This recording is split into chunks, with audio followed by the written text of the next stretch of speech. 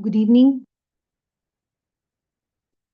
Good evening, all. I'm Dr. Priyanka. I will be moderating the session today. Hi, good evening. Good evening, ma'am. So, we are starting the session. Good evening, respected seniors, colleagues, and dear residents. On behalf of UP NNF, the NeoManthan program under the leadership of our President, Dr. Ashish Prakash sir, and Secretary sir, Dr. Akash Pandita sir, I warmly welcome you all to today's academic piece.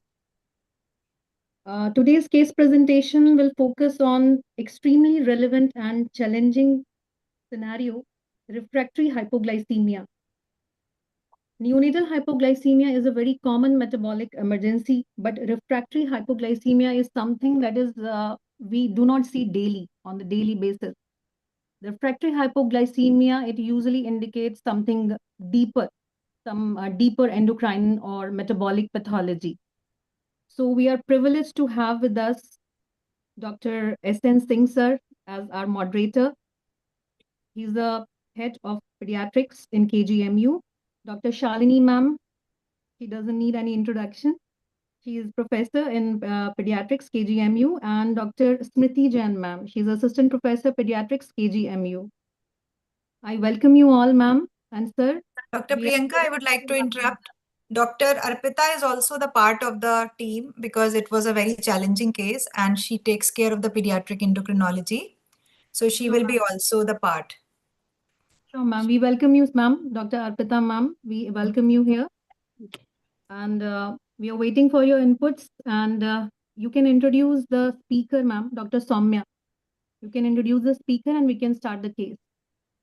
Okay, so Dr. Soumya is the junior resident third year in King George's Medical University Department of Pediatrics. She is a very bright and young student, and she has took herself that she will present this case in this forum. So she will be presenting this challenging case to all of us. Audience can type the questions in the type chat box. We will take the questions at the end of the session. Okay. Okay, so should she start the sharing? Yes, ma'am. Yes. Soumya, please share. the screen.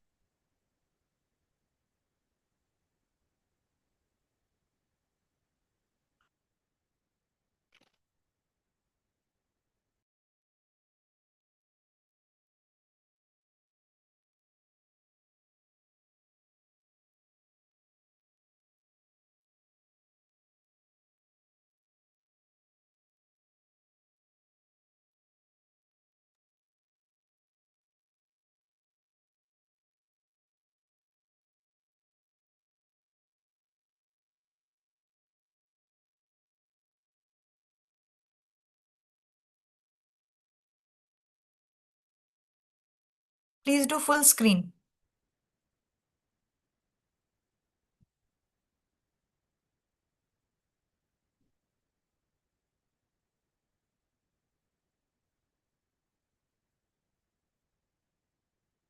Yes, now it's okay. You can start. Unmute.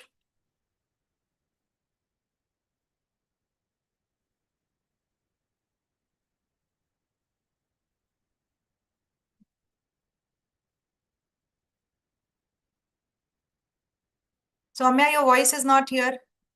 Clear.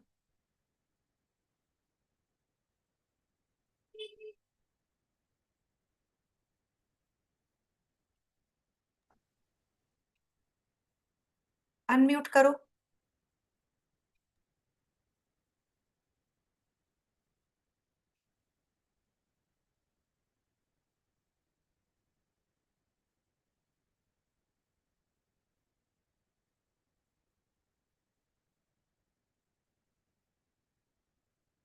No, it's not clear. You have to join again maybe.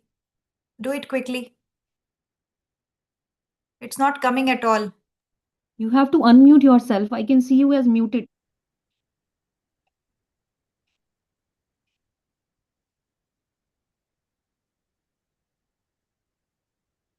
No, but the voice is not coming. 。 . 。 . 。 . . . . . . . . . . . . . . . . . . . . . . . . . 。 . . . . . . . . . . . 。 . . . 。 . . . . . 。 . 。 . .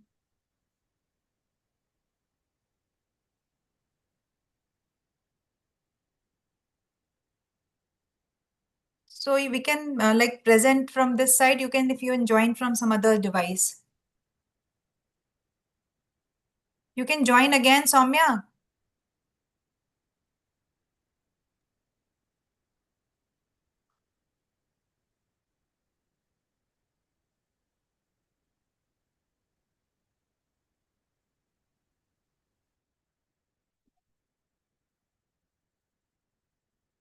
Meanwhile, so Dr. Soumya joins. I would like to invite Dr. Ashish Prakash sir to say a few words for the series.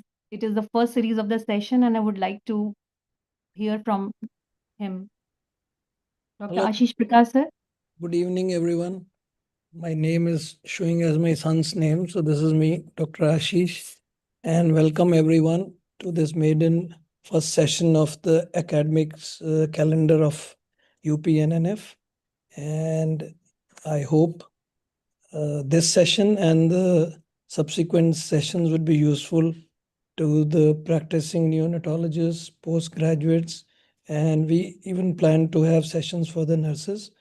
So, welcome again, everyone. Thank you, ma'am, for taking care of this first session. Shalini, ma'am, and Dr. Singh.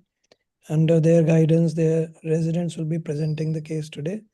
And I missed the name of the pediatric endocrinologist who's also on board. So nice of. Dr. Arpita. Sorry, Dr. Doctor. Arpita. Thank you. Dr. Arpita, welcome, Dr. Arpita. Thank you for being part of the deliberations today. Thank you so much. Thank you, sir.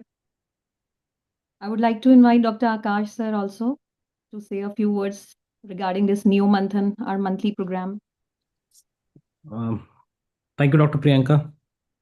And I think this is our effort to make neonatal academics a regular activity for people of UP.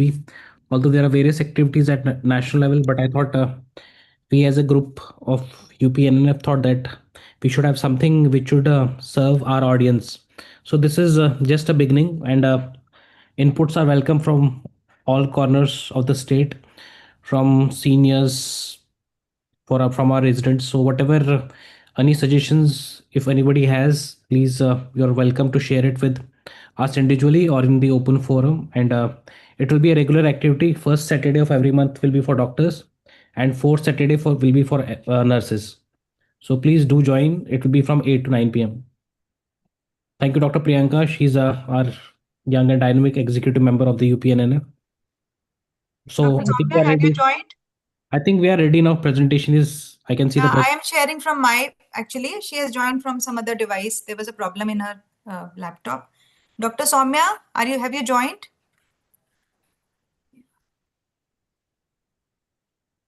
What to do? She has not joined yet, I think. No, I can see her, Good but she evening, is ma'am. muted. She is muted. I हाँ can हाँ see हाँ her. हाँ ठीक है अब सही है चलो start. Are you able to see the slides? Yes, ma'am. Yes, please start. Good evening, everyone. I would like to thank you all to provide me with this opportunity to be able to present this rare case today at this platform. I'm Soumya. I'm geriatry in the Department of Pediatrics at KGMU Lucknow. Uh, we are discussing this case today on refractory hypoglycemia. So, discussing this topic is important because hypoglycemia in any form, be it persistent or recurrent, will pose a high risk to the neurological development of a neonate. So, early recognition and aggressive management is proven to be neuroprotective. Managing just the sugar levels and not the actual mechanism behind it is lethal because it causes delayed diagnosis, and that further proves to be more damaging than one single episode of a hypoglycemia. So, keeping this goal in mind to attain a stable euglycemia, let us look at this case. Patient XYZ, who is a single live male baby born to a mother of 23 years old, primary gravida, born out of a non consanguineous marriage with spontaneous conception and booked pregnancy, was delivered at term 39 weeks and 4 days by emergency LSCS on 22nd October 2025 at 7:30 a.m. in view of pre-rupture of membranes and fetal distress. He was delivered at a private hospital, cried immediately at birth, and had a birth weight of 3,500 grams. As of today, the patient is 3 months and 16 days old. Day of life is 107, and current weight is 4.6 kgs. So let us look at this timeline. Prenatal history was not significant. The patient had normal Liker status. All the antenatal ultrasounds were normal. There was no history of any diabetes, no antihypertensive medication intake, and no history of any steroid intake. At birth, the baby cried immediately, was shifted to mother's side, and was on exclusive breastfeeding. The first symptoms began when the patient was of 2 day old. He presented with refusal to feed and seizures in form of staring look of the eyeballs and clonic movements of bilateral upper limbs. At this stage, the patient was referred to a higher center in Gwalior. He was admitted there from day 4 to day 8, where he was found to have low sugar levels. Now, these sugar levels were managed by IV fluids, and then the patient was shifted to feeds and then finally discharged. He again developed similar episodes on day 10 of life, where he was managed with fluids, antibiotics, eventually shifted back to feeds and discharged. Then, within 1 day, he again developed similar episodes. It was then that he presented to our site at KGMU in our NICU. So let us look at this timeline now. He was admitted on 17th November at day 26 of life with similar complaints. He had a refusal to feed, seizure episodes in form of staring look and clonic movements of bilateral upper limbs with breathing difficulty also. There was no family history of similar illness. On general physical examination, the baby was lethargic. Vitals were stable, but there was mild tachypnea. Pulses were well palpable, temperature well maintained. On head to toe examination, AF was at level. It is important to note here that there were no midline defects, no signs of hyperpigmentation, any hairy pinna, or signs of any macrosomia. Liver was also palpable, 4 centimeters below costal margin, which was firm in consistency. Rest of the systemic examination was within normal limits. So he was immediately managed with under the warmer care. He was kept on nasal prongs at 2 liters per minute. Blood glucose levels was documented to be 38 mg per dl, which rose to 44 mg per dl after a bolus of 10% D, which was given at 2 ml per kg. Okay, Glucose Soumya, so infusion I rate would was like to started. interrupt you here. So can you Yes, ma'am. just tell me that what is the importance of liver enlargement in this baby, and why have you asked the midline defects and you looked for these midline defects, especially in this baby? Yes, ma'am. Ma'am, liver enlargement can be associated with certain inborn errors of metabolism also that present with hepatomegaly, hypoglycemia, and hypotonia. There may be a history of refusal to feed, vomiting. So we have to keep that also at the back of our mind. At the same time, certain cases of insulin levels where insulin levels are more, hyperinsulinemia, can also have a palpable liver. Okay, so like in this case for the liver, we have really concern for if we have like glycogen storage disorder, especially type 1, can present in the neonatal period. And as you rightly said, some IEMs like galactosemia also had the liver enlargement. Okay, so this is a patient which has recurrent like 2 times, 3 times, and third time he came to us with hypoglycemia. So we will see how it evolves. Please go ahead. Yes, ma'am. So the provisional diagnosis, which was made at this stage, was late onset sepsis with recurrent episodes of hypoglycemia with seizures, likely to be hypoglycemic seizures, or it could also be related to meningitis. So also please tell us about the thresholds of hypoglycemia in the Yes, newborn ma'am. babies. Ma'am, there is a WHO definition that we follow where blood glucose levels less than 45 mg per dl or less than 2.2 millimoles per liter are considered to be hypoglycemic.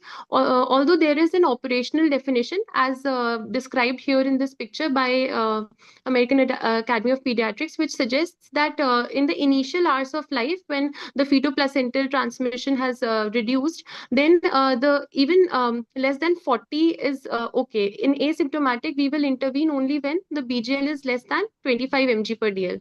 Target that we keep for this age group is more than 40 mg per dl. Then from 4 hours to 24 hours of life, our target blood glucose levels are more than 45 milligram per dl.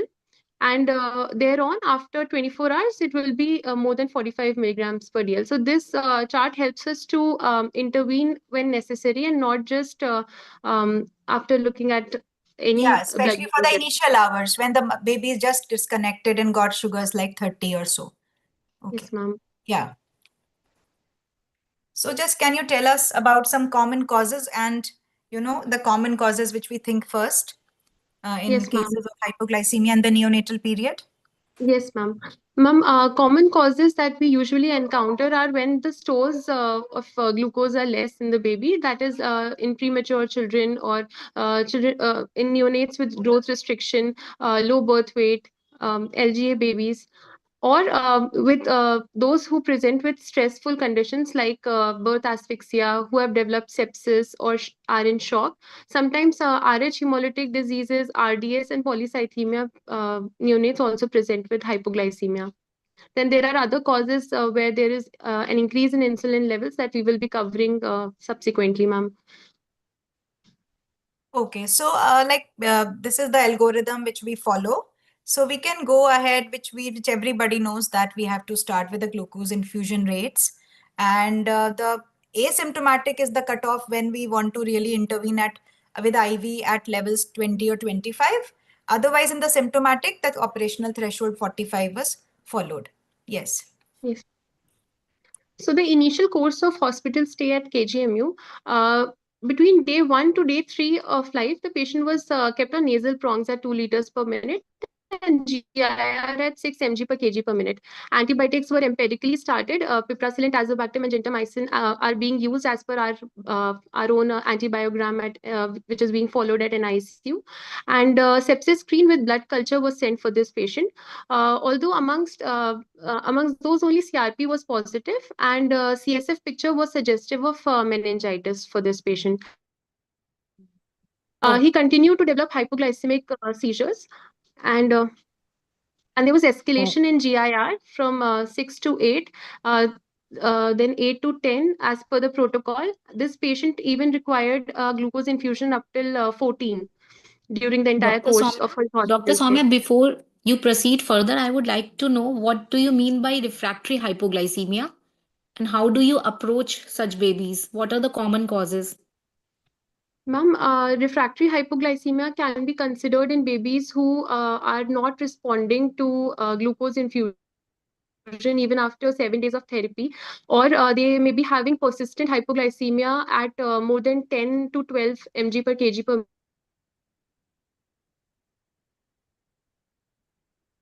recurrent episodes that may be. Ma'am, for Voice is approach, breaking. there's this flowchart that we may follow. Hello. Yeah, continue. Your voice was cracking in between. Yes, ma'am. Ma'am, for the approach to hypoglycemia, there's this flowchart that we may follow, where the first test that we can do bedside is a simple dipstick urine ketone test. Urinary ketones, they tend to persist longer, so it is a very simple, minimalistic test that we can do bedside, and based on this, we can decide our further course of action. So ketone levels, if they are low or absent, then we should check for urine reducing substances, which may be positive in galactosemia and fructose intolerance. Fructose intolerance is one condition that we normally do not.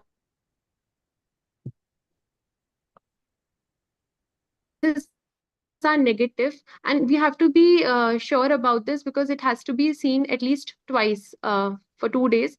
And if they are negative, then we look at the insulin levels. So insulin levels can be detectable. Any detectable insulin in a patient with hypoglycemia of BGL less than 40 mg per DL will be considered as positive. While if insulin levels are undetectable, then we will think of more of fatty acid oxidation defects. If ketone levels are positive, then we also look at the lactate levels in ABG. They are usually high in glycogen storage disorders and gluconeogenesis defects, while normal which may be endocrinological, like cortisol and growth hormone levels, we will measure.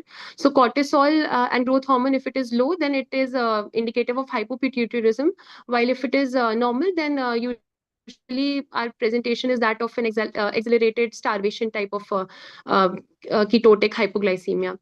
It is also important to notice if there is any liver enlargement or not. There are certain GSDs which present with organomegalies. Okay. Moving ahead. Okay, so what do you understand by a critical sample, Dr. Soumya? And what Was precautions would positive you for take? refractory hypoglycemia. He was fulfilling the... Sorry, ma'am. Yeah, I was just asking, what do you understand by critical samples, which we have to do, and what precautions will you take while sending these samples? Yes, ma'am. So, ma'am, for a patient with refractory hypoglycemia, such as our case, who was fulfilling all the three criteria, we will send a critical sample, which is usually sent when the blood glucose levels are less than 40 mg per dl. So, we will be sending insulin fasting levels. If not possible, then C-peptide levels can be sent. Ketone, urinary or serum can be sent. Serum cortisol levels, NGRS, ABG, lactate, ammonia, and free fat. Precautions taken are that it has to be transported immediately to the lab chain for the same. Okay. So this was a first-line workup done for our patient, where fasting insulin was found to be positive, detectable insulin, and non-ketotic type of hypoglycemia. Cortisol levels were normal, so it suggests that there was no adrenal insufficiency. Urinary NGRS was negative, so we ruled out galactosemia. And ammonia levels and lactate levels were also within the normal range. Okay, why did you send the ammonia levels? And if it was high, what would you suspect then? Ma'am, high ammonia levels with high insulin, they may be seen in another type of hyperinsulinism, which is HIHA. Ma'am, that is, it is important to detect at this level because our main target drug that we start is diazoxide. So that is quite useful in those conditions, ma'am. Okay. So that is the glutamate dehydrogenase enzyme defect, which is Yes, hyperinsulinism, hyperammonia syndrome. Okay. yes, ma'am. Moving ahead, we can see that our patient falls under a category of hyperinsulinism. So let us look at this flow chart, which we followed. Can you move to the next slide? Okay. Yeah, I'm trying, but okay, right. It's here. Yeah. Okay, so this flowchart, as we have seen, now we are at the left half of it. Our patient was non-ketotic and reducing substances were negative, while insulin levels were positive. So now let us look at some of the causes of increased insulin effect in neonates. So for elevated insulin levels, there may be a transient form of hyperinsulinemia, which is seen in maternal diabetes or RH incompatibility, maternal exposure to drugs like labetalol or sulfonylureas. Then prolonged hyperinsulinemia is seen in small for gestational age neonates and asphyxia. Persistent hyperinsulinism is usually seen in certain genetic defects like KCNJ11, ABCC8, and certain other mutations. There is also a syndromic association in Beckwith-Wiedemann, Kabuki syndrome, and Turner syndrome, which present with hyperinsulinic hypoglycemia. So these are congenital hyperinsulinism cases. And also there may be certain acquired hyperinsulinemia cases like insulinomas, any autoimmune or exogenous exposure to the drug. So here I would like to interrupt, like we have seen as a newborn cases, a lot of cases of prolonged hyperinsulinism is seen only in the patients who are just having the asphyxia and SGA. The insulin levels may not be very high, as like it may be like 2 to 5, and some detectable insulin. It may not be so high as seen in the persistent cases, but these they respond very well to the diazoxide, and usually the diazoxide gets tapered in the first 2-3 months. So this prolonged hyperinsulinemia, which response to diazoxide is quite common. Yeah. So Please this is continue. the criteria for hyperinsulinism diagnosis, which in our patient was hyperinsulinism-induced non-ketotic hypoglycemia, any detectable insulin at the time of hypoglycemia with low free fatty acids and low ketones.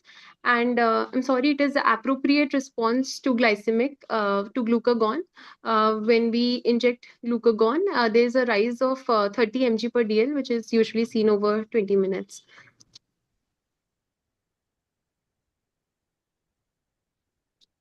So let us look at the management flowchart for such refractory cases.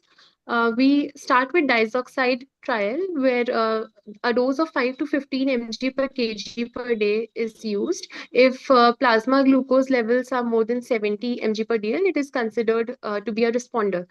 There are certain cases which do not respond to diazoxide. So then it is then when we consider for certain genetic causes, most commonly potassium ATPase channel defect may be seen.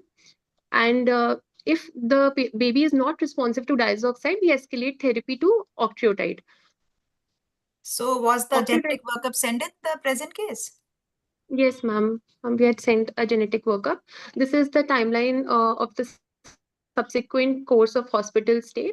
Tablet diazoxide was added at day 29 of life, which was at third day of KGMU and ICU stay at 5 mg per kg per day in 2 divided doses. Soumya, I would The like to doses had request you to go a bit slow because otherwise it becomes a bit slow. Okay? yes, ma'am. Okay, Yes, ma'am. thank you. So, ma'am, diazoxide was added at 5 mg per kg per day in 2 divided doses initially. Then, on no response, it was increased to 10 and then to 15 up till 20 mg per kg per day. Hydrochlorothiazide is added alongside diazoxide because it helps in preventing fluid retention, which is a common side effect which is seen with diazoxide. It was here when the genetic tests were. What are other side effects of diazoxide, and what precautions would you take while starting any child on diazoxide, especially Ma'am, the SGA and preterm population who have this prolonged hyperinsulinism sometimes?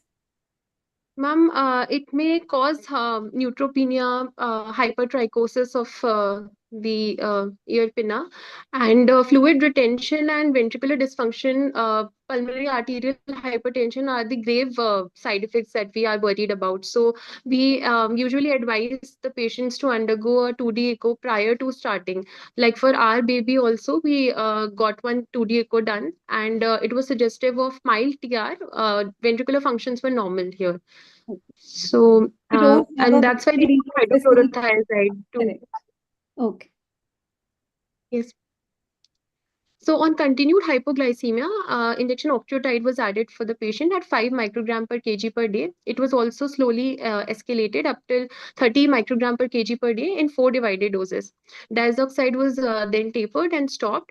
On this, there was a wonderful response seen in our patient, and the GIR requirement gradually reduced up till 6 mg per kg per minute. Feeds were also built alongside, and the patient was started on maintenance therapy at 40 microgram per kg per day. Currently, he's taking octreotide at 45 microgram per kg per day in 4 divided doses, along with additional monthly dose of octreotide at 50 microgram per kg per dose.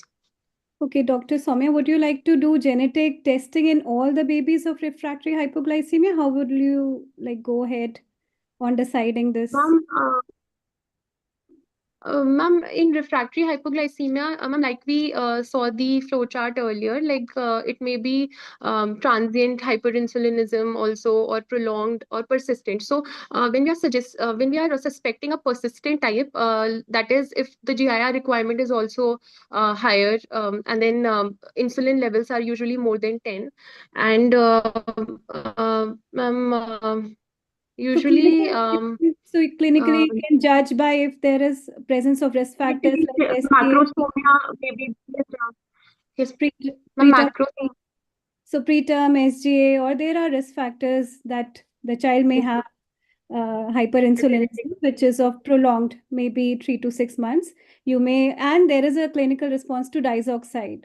So failure of diazoxide response may be a clinical marker that this child possibly needs a genetic workup and it is turning out to be a permanent And hyperinsulin. then in so less cases, usually the babies, they respond to 6, 10 or maximum 10 of GIR, such cases. You never go to 14 and then you have to put a central line because you have to go so high sugars. And even then those babies not responding, then you have to definitely think it is a genetic cause. So for management of refractory cases, there are a few drugs that we usually use: diazoxide, octreotide, glucagon, mainly for emergency purposes. There are a few centers abroad where glucagon continuous infusions are also used. And then we have to look at the further workup. That is the genetic analysis that needs to be done. So this is a diagrammatic representation of a pancreatic beta cell. Here we'll just briefly look at the sites of mechanism of drug action. Diazoxide acts on a potassium ATPase channel, and it will inhibit it, preventing the insulin release. Similarly, octreotide will act on somatostatin receptors on pancreatic A and B cells and will inhibit insulin release. There are other drugs which are amongst the new modality treatment, like GLP-1 receptor analog, calcium channel blockers, nifedipine, less used. mTOR inhibitors, sirolimus is an upcoming modality, which also inhibits insulin release in such patients. Okay, so our baby is on octreotide presently. So what Yes, biochemistry for markers you are doing while following this baby, and what are the side effects basically of octreotide? Ma'am, octreotide usually can have tachyphylaxis at a higher dose. So, ma'am, that is one side effect, and growth monitoring is important. Daily growth monitoring, daily weight chart is important. Um, And such what is the patients. one contraindication? There's a Use? polylithiasis. So NEC is also one of Sorry, the ma'am.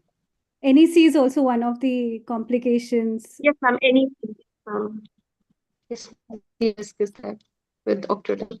Okay, you can go ahead. Yes, ma'am. This is in brief the mechanism of action of these drugs. Glucagon is rarely used in emergency scenarios to mobilize and normalize the plasma levels, which the effect lasts for up to 2 to 3 hours. Continuous infusion is something that we have not been practicing, but it is being used in certain centers at 20 to 40 microgram per kg per hour.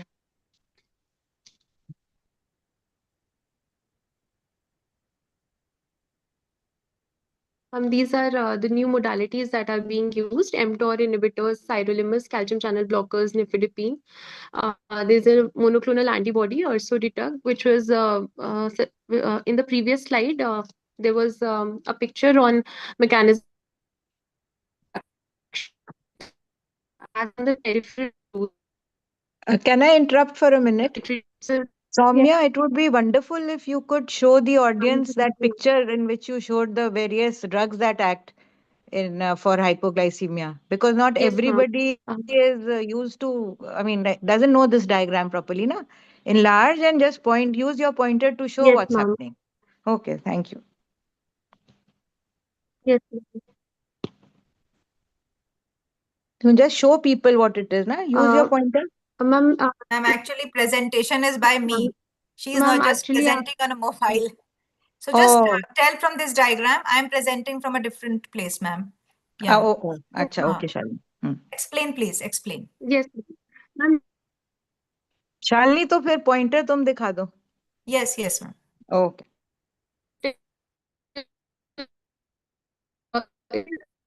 Voice is cracking. Sirolimus is also. Sorry, ma'am. Yes, yes, please. Go ahead. Hello. Yes, yes. Am I You audible? go ahead, please. Yes, audible, Soumya. Yes, ma'am. Ma'am, sirolimus is an mTOR inhibitor, which is also responsible. Normally, mTOR levels are important to produce more ATP, but sirolimus will inhibit, will reduce the polarization state hepatic beta cells, and then calcium influx will also reduce because of that, and again helps in decreased release of insulin beta cells. Drug is octreotide somatostatin will inhibit the calcium influx and will the insulin.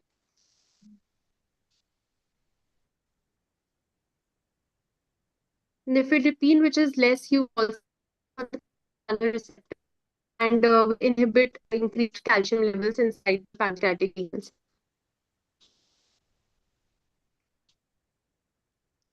Okay, should I go ahead?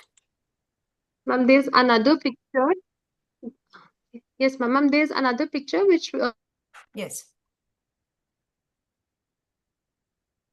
it is on slide 34, ma'am. Yeah. Sorry, You do it. It's here.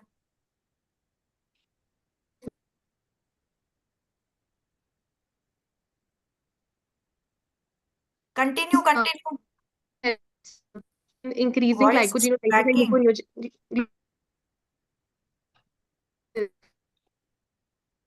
and in the blood. Voice is If breaking. there is no response to medical treatment. Yes. Now you're audible, but it's breaking in between. Yes, you go ahead, Dr. Soumya.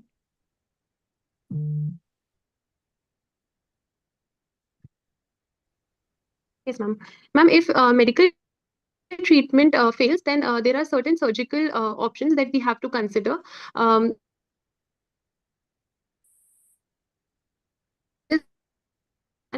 Where it helps us to localize the lesions. There is a role of focal pancreatectomy in like focal pancreatic lesions. There's a role of subtotal pancreatectomy, and there may be certain cases where diffuse lesions can be seen in the pancreas.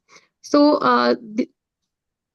we had sent a genetic workup for that, came out for this patient.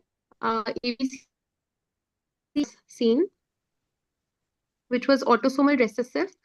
Ma'am, can you show the slide? Yeah, Yes, it's ma'am. Ma'am, homozygous type of mutation was positive for hyperinsulinemic hypoglycemia familial type 1 pathogenic variant. So this ABCC, let us look at the action of ABCC8. There are two genes, ABCC8 and KCN11 gene, which form the potassium ATPase channel. Usually it is a regulatory subunit. So normally when the blood glucose levels are low, then these channels will remain open, and there and the cell membrane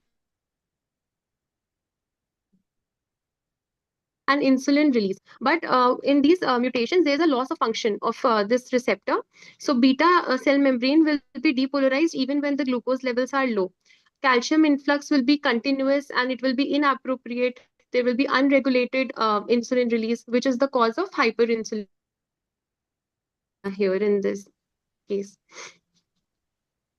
Okay, so Dr. Soumya, can you clinically differentiate whether it is like what defect we are suspecting, whether potassium channel defect or GLUT1? Clinically, can we have an idea? Or glutamate dehydrogenase? Sorry, ma'am. Am I audible to you? So Yes, ma'am. Yes. Yeah. The Soumya, response to diazoxide, because hello. Yes. Now, I'm sorry, ma'am, am I audible? Ma'am, clinically, our response to diazoxide can help us know which defect it is, because usually ABCC8 and KCNJ11 are not responsive to diazoxide. So we have to escalate therapy to octreotide. Right, correct. So usually potassium channel defects are unresponsive to diazoxide, which was the case in our child. And the GDH defect and glucokinase sensor receptor defect, they are usually responsive to diazoxide. So you can have a fair idea by the diazoxide response. Okay. Dr. Soumya, I wanted to ask that this child stayed with you so long. So, what was the neurological outcome of the child? How was the growth parameter? Yes, ma'am. Ma'am, currently, ma'am, the baby is growing well. Current weight is 4.6 kgs. Ma'am, I have depicted it in the growth charts that follow. The weight, height, and head circumference are all within the normal centiles, ma'am. And Why currently, we the are baby is focusing on on KSF anthropometry? feeding. Because we were given octreotide. So Yes, we will ma'am. have to monitor the It can cause growth failure and growth retardation. yes. Yes, ma'am. Okay. Ma'am, growth parameters are all within normal limits. Currently, the patient is on KSF feeding. We are monitoring BGL at 4-hour interval. Ma'am, developmentally, the patient has not achieved neck holding yet. He is 3.5 months old. We did a Hammersmith scoring. The Heinz score was 55 out of 78. Social smile is there. The baby meets the gaze of the mother, recognizes parents. There is a hand regard, but neck holding has not been achieved. Uh, we tried to look for the popliteal angles, and they were normal. The score uh, the baby was lower as per age. So, can you show the next images? This depicts We have a background. We'll go the baby was able to follow the red ring. For the baby, which was not also done today. Can I have a question, So please? it's like Yes, sir, please. yes, sir. Can we know the duration of hypoglycemia or number of episodes of hypoglycemia which the baby had over the course initially till the baby was on octreotide and one after the other drugs were added? So, if we can have a rough idea of number of episodes of hypoglycemia and cumulative duration of hypoglycemia. Sir, before Because we kept on adding one drug the after baby another, presented so to our they side, would there have was been. Yeah. Sir, once the patient was here in KGMU, usually the hypoglycemia, he was continuously on GIR. The GIR could not be stopped and it was escalated. But in the earlier, there were 3 admissions, and in that time, there are very low glucose levels were reported. So, and the records are not very optimum to say that how long it was there. But then in KGMU, I think twice he had low levels. Once it was in 30s, and once it is like within. But every time he becomes low, and continuously within 3-4 days we knew that the central line is needed, and second day only the very high GIR was required. So critical sample was taken and all that workup was started. And we were not able to taper the GIR. Anytime. Continuously, we were talking to Arpita that please help us adding one drug, other drug, and then we were escalating the drugs. What I was wondering, if we had to add one drug after another, then that would have been added only if sugars were getting low. Yes, sir. So that they were So low. yeah, so that's what I'm asking. Like, the more number of drugs, the more escalations of octreotide we required. We had to go from minimum to quite high octreotide. So that must have, what was our threshold to increase a drug or increase the dose? Threshold sugar level. 45, sir. 45. And I think, as Arpita will tell, the optimum thing is like on feeding, the patient should be able to maintain above 60 or above 70.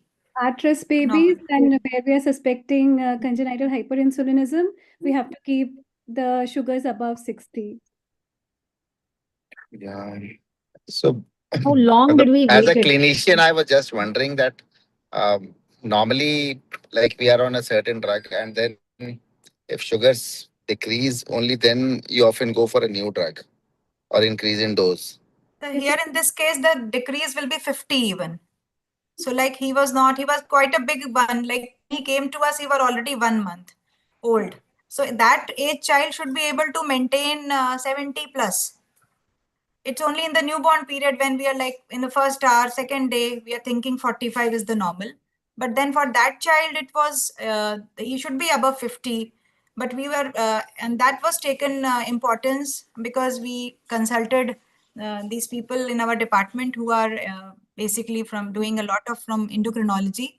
So then we were not be able to stop because we were never let it down. I think whatever the neurological things are, they were very low when the patient was initially, when he was at home, maybe how long he was hypoglycemic, we don't know that. But then in KGMU, I think only once or twice it was below 45, but we will never be able to find it above 70, I think, off drugs or off IV fluids. Any attempt to continuous glucose monitoring was done? Like he would have been an ideal candidate for continuous glucose monitoring. Yes, So we yes, didn't, sir, but we didn't do the CGMS, but we were monitoring like 1 hourly or so, and we were never be able to taper the GIR less than 10 also. So we had to escalate. Okay, so he was on continuous glucose monitoring. Yes, sir. But not exactly by continuous glucose monitoring systems. that chip was not installed as it is done. I think it is done. It is in like trial something- only. yeah, Yeah, right. Not Because that thing, but it was very close monitoring was the done. blood glucose monitoring only. Yes. Okay, thank you. MRI scan, what does that show? Yes, please tell. Sir, It was done there from was outside one only. Yes. done outside actually, sir. The films were not available with us, sir. The report was suggestive of altered signal intensity involving the splenium of corpus callosum, which was reported to be more of an inflammatory cause, and EEG was also done, sir, outside, which was suggestive of epileptiform activity with intermittent sharp waves. So usually in cases with refractory hypoglycemia, we see more involvement of occipital lobe, and therefore there's a future risk of decreased visual acuity or certain other neurodevelopmental delays. So we need to follow up this patient for further imaging, sir. And Sir, we may also have to consider for surgical We have done options the if vision there's no assessment response. and BERA. The BERA is normal, the vision assessment Yes. is normal, the tone is normal. But the developmental milestones are major issue. And we are planning to do a MRI in our center. And recently he has off IV and now on octreotide he is maintaining sugars when long-standing octreotide is started. Yes. I would also like to mention the table which was given on the previous slide, as the Heinz score is a little lower for the age. Yes. Ma'am, Yes. can you please go back, ma'am? Yes, ma'am. it is Ma'am, lower at for 3 the months of age. age, the optimal score should be more than 66. For our baby, it was around 55 out of 78. So this may predict further risk of cerebral palsy. So that is why early sensory stimulation is important, and a close follow-up would be required to assess for milestones. So Dr. Soumya, what is your stand on F-DOPA scan and why didn't we go for the F-DOPA scan in our child? Ma'am, earlier F-DOPA scan used to be done when there was lesser studies on octreotide response. Ma'am, it helps in localizing the lesions. But ma'am, Arpita, for you our explain, case, please. Can Dr. Arpita. genetics determine when should we go for F-DOPA PET scan and when we can avoid it? Because it's a investigation which is not routinely available in many centers, including yes, ours, right? So our baby had yes, autosomal recessive homozygous variant of ABCC8, which is supposed to yes, be ma'am. a diffuse lesion. If it would have been an autosomal dominant condition or autosomal recessive heterozygous, we could have thought about a focal lesion and went for a F-DOPA PET scan, which would help us in localizing the lesion and guiding us for surgery for focal resection. So Yes. our baby, it seems to be a autosomal recessive homozygous variant, which is usually a diffuse disease. That's why we didn't go for an F-DOPA scan, and moreover, it is not available in our center too. Right? ma'am. So you want to go for the literature review? Can you tell us what So, does literature say? yes, ma'am. This case report, which was from our center only in NICU, congenital hyperinsulinemic hypoglycemia in a neonate. He was also diagnosed with a homogeneous ABCC8 mutation, and he was also managed on medical lines. Right. He Higher had dose a glucose family infusion. history also, and Family he's history, doing yes, well yes, on ma'am. octreotide at 35. Yes, ma'am. And he is, I So think, he's on maintenance. 6 months old, I think. Huh? Yes, ma'am. Ma'am, on maintenance doses of octreotide, he responded well. So again, for this patient, we did not have to go for further management. Ma'am, there's a similar case study report from Indian Pediatrics, which was a case series of early onset congenital hyperinsulinism, where they had seen, where they had followed up 6 children, out of which 5 had homozygous mutations of autosomal recessive type, and 1 had heterozygous mutation, possibly an autosomal dominant form. So 3 patients required surgical intervention after a failed medical therapy. And And the perinatal stress induced, usually they respond very well to diazoxide. And that is also published in a case series in Indian Pediatrics, that the perinatal asphyxia induced, the mild hyperinsulinemia acquired cases, they respond very well to diazoxide. 78% they responded. Yes, ma'am. So let's look at the take-home messages. Refractory hypoglycemia is commonly due to hyperinsulinemia in neonates. So, following a proper protocol and early diagnosing such cases is of paramount importance, because undiagnosed cases will prove to be more deteriorating for the patient in the longer run, as there are certain neurodevelopmental delays that are associated with it. Non-ketotic hypoglycemia would need aggressive management, and usually transient hyperinsulinemia from a perinatal insult, as described by ma'am, will respond well to diazoxide. And congenital hyperinsulinemia will be more of a mutation related problem, which will require multidisciplinary care from neonatologists, endocrinologists, and paramedical team too. Right. So So with one this, last question, Soumya. Why is yes, ma'am. non-ketotic hypoglycemia more catastrophic than ketotic hypoglycemia?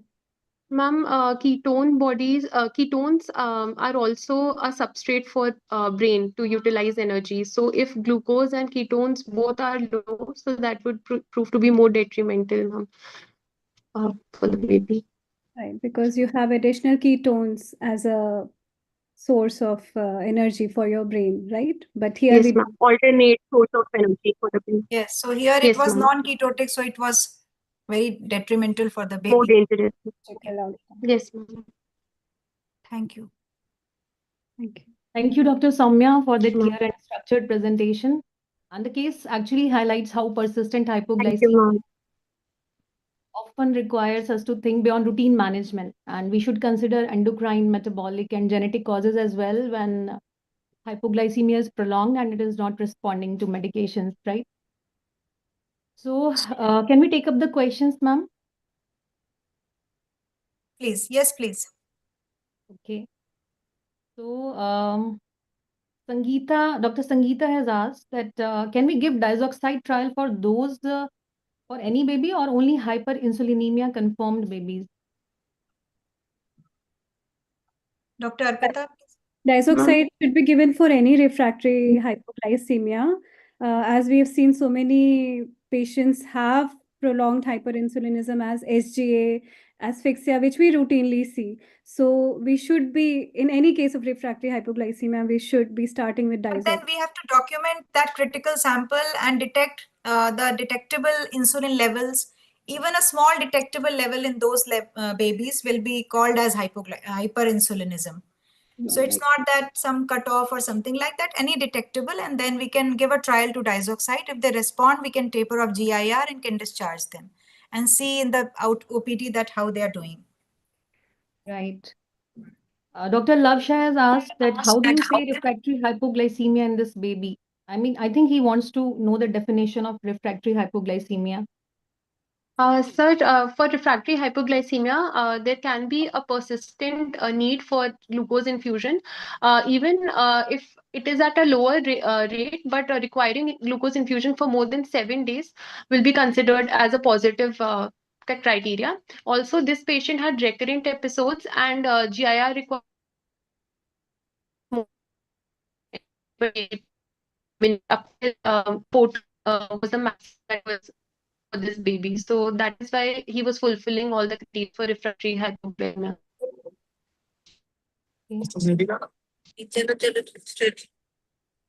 Mana Madam has asked the importance of genetic counseling in this patient. What is the importance of genetic counseling in this patient? Yes, Genetic so that is very important. Because once you diagnose a patient, it is a very important to counsel the parents, and it is an autosomal recessive disorder. So most likely both parents are carriers. So first the same test has to be done on both the parents. And if they are positive, then in the next pregnancy, they should go for a prenatal testing, maybe on the chorionic villus sampling. The same test has to be repeated. And if that is positive, can be offered a chance that whether they want to go ahead with the pregnancy or not. So it is very important that you just do the test and you just publish a report, you manage a baby, but the responsibility of genetic counseling, telling them the further what is the risk recurrence, 25% in cases of autosomal recessive is very important. Right. What parental education is needed for babies discharged on diazoxide? Dr. Sangeeta is asking. Dr. Arpita? Tell anything to the parents? Right. So diazoxide, as mentioned already, that it has a side effect of volume overload. So these babies should have a echo, preferably before starting the diazoxide, or when we are starting and we don't have the facility of echo, we should add thiazide diuretics to it to minimize that side effect. Other side effects like hypertrichosis is a cosmetic side effect, so that can be explained to the parents. So that only is needed when we are starting diazoxide. And moreover, furosemide should be avoided in these children because of the synergistic effect it has and causes hyperglycemia. So furosemide should be avoided when Thiazide can be given. thiazide is the only diuretics which should be That should be always given with the diazoxide, usually added when the weight gain happens more than the normal. Yes, I think it was given for this baby as well. Yes. Yes. Any experience with the use of One more advice I just had a point to make about what parents advise for any is to have frequent blood sugar monitoring is one of the advice that it should never be missed on. And if such babies can be given continuous glucose monitoring, which is quite readily available now for home sugar monitoring, because a lot of these babies will have irregular sugars. Sometimes doses can be missed. And if we have prolonged hypoglycemia, that is the worst part for neurological poor neurological outcome. So the weakest link is getting sugars done and frequent testing and the ranges which they have to take advice with the doctor if certain level below what level they need to contact their doctors in locally. So in addition to other, yes, the monitoring of sugar at home is very important, but they all should be doing. Yes. And sir, after when the baby is bigger, the long gaps between the feedings precipitate the hypoglycemia. And I think as Dr. Arpita will also tell, after 6 months, we can advise cornstarch as a source of energy, instant source if the hypoglycemia is there, or to prevent the starvation hypoglycemia. Cornstarch can be added after 6 months to prevent hypoglycemias.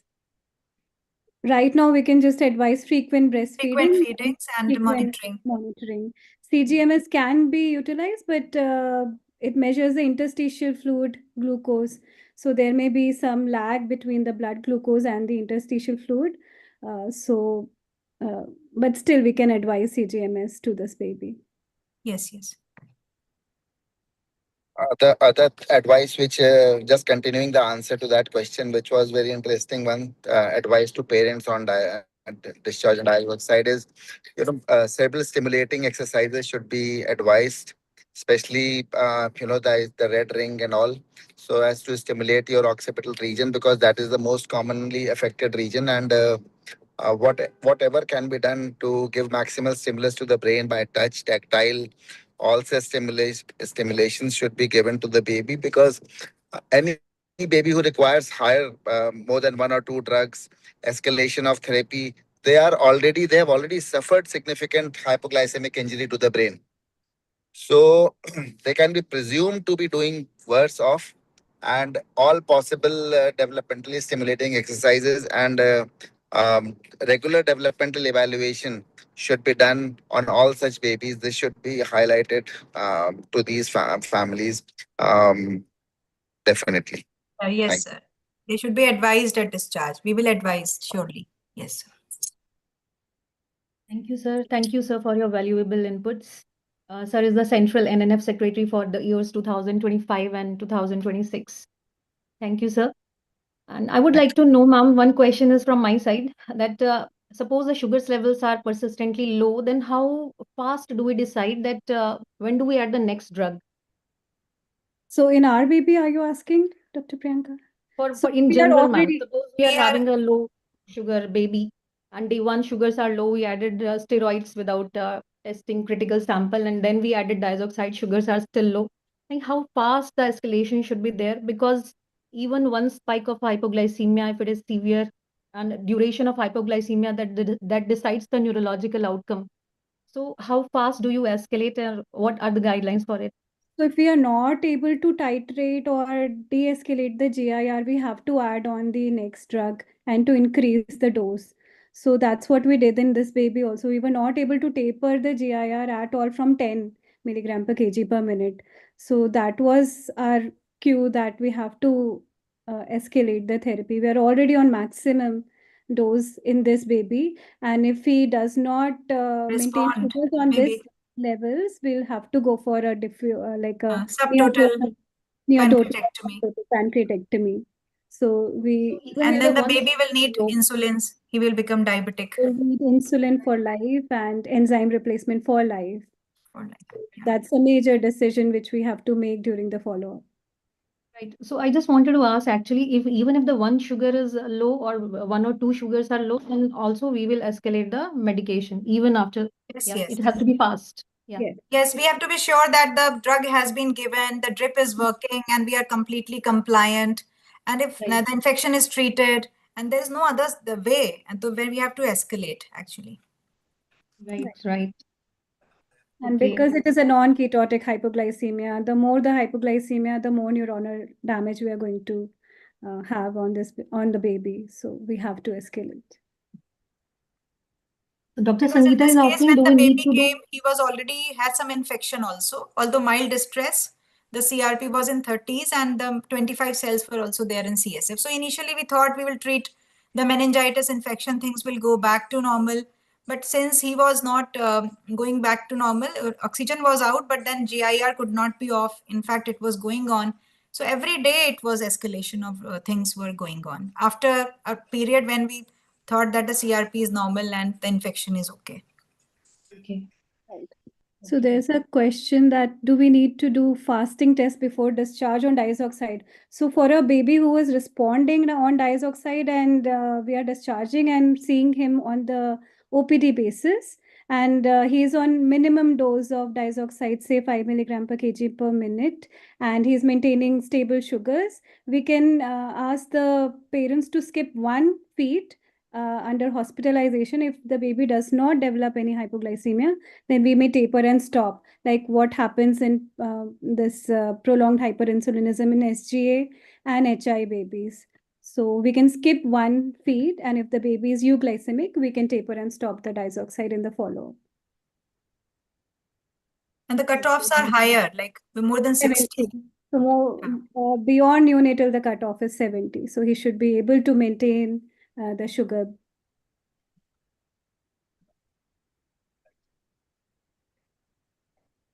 Okay, thank you. I think that's all for the today's questions.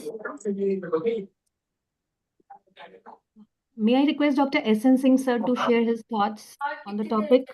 I think sir is not there in the meeting. He had some family commitments. Yes, yes. Okay, sure, ma'am. Okay, thank you. So, the last this take-home concludes message the that there session. should be a proper internet and laptop at the side of student. Yes, yes, very true. Very true. It was a good Sorry, ma'am, for presentation, See but you in the next session. Such a nice, but then there was a lot of cracking, and then if I don't have the presentation, it will be difficult. Yeah.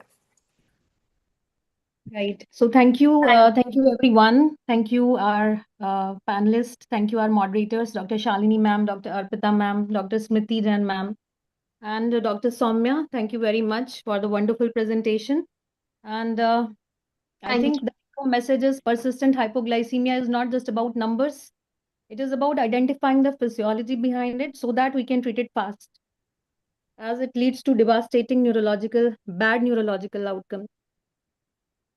So with this, I would like to conclude the session, and I would like to thank everyone, Dr. Akash and Dr. Ashish Prakash sir. Thank you very much. And we would like to see everyone on 28th February. It will be nurses sessions with again some practical polls with academics. So please encourage your nurses of all the hospitals to join the session. Thank you so much. Sure, Have a good night. thank you so much. Thank you so much. Good night. Thank you. Thank you. Good night. Thank you, everyone, for Thank you. joining.